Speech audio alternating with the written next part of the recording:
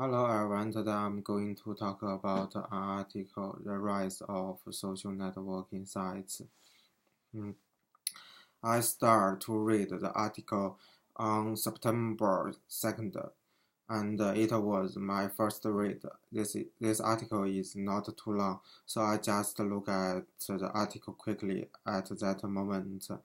After that, I reread the article again carefully. On September 4th, uh, let me start with the information about this article. The author's name is Conrad, and he is professional.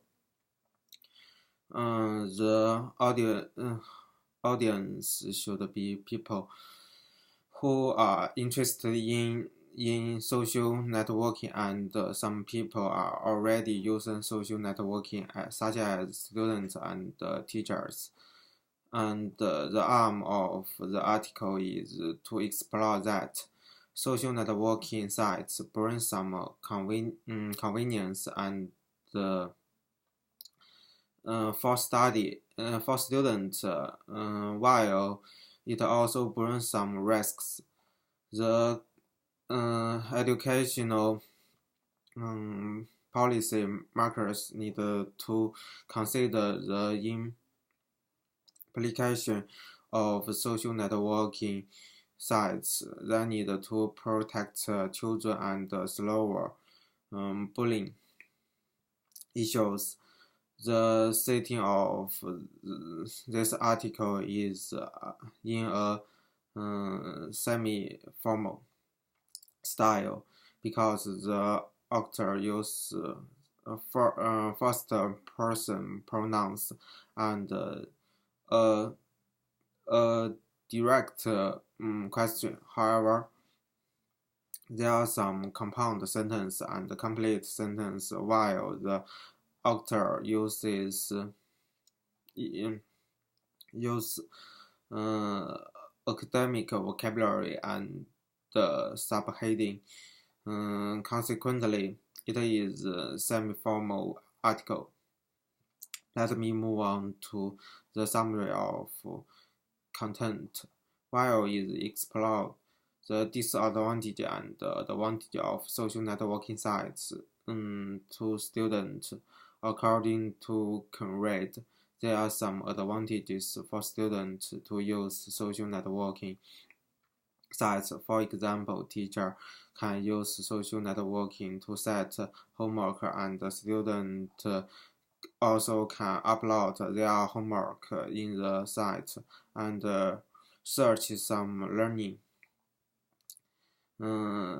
resources. This is very convenient, in my view, for students and teacher. When I use a social networking site in school, I know clearly that what the teacher's plan is for study and some assignments that I should do. I also can find other students' work in the site, so I can get some idea from them. There are some disadvantages. Teenagers explore their views on their personal site. These views include their teacher, their daily lives, sex, interested, and much more. Moreover, younger children and teenagers are not very adept at self-censorship. Also, a survey found that teenagers had posted some on their site, which they later regretted. Even more worryingly, other teenagers poke fun at their sites. Finally, there are some negative information and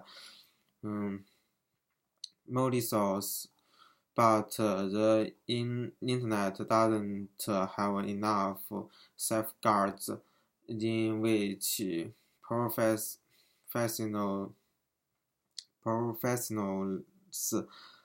can carry out their duties without fear. In my opinion, the internet has become more and more popular. The negative aspects of network problem cannot be avoided when teenagers use it. In conclusion, social networking changes students' study style, and it also brings some issues. School need to educate students about the appropriate risks of using social networking sites, and parents should have full knowledge of their children's activities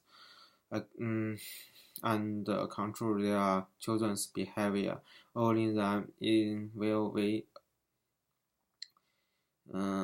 be able to prevent the sites from being used for unacceptable reasons. Thank you.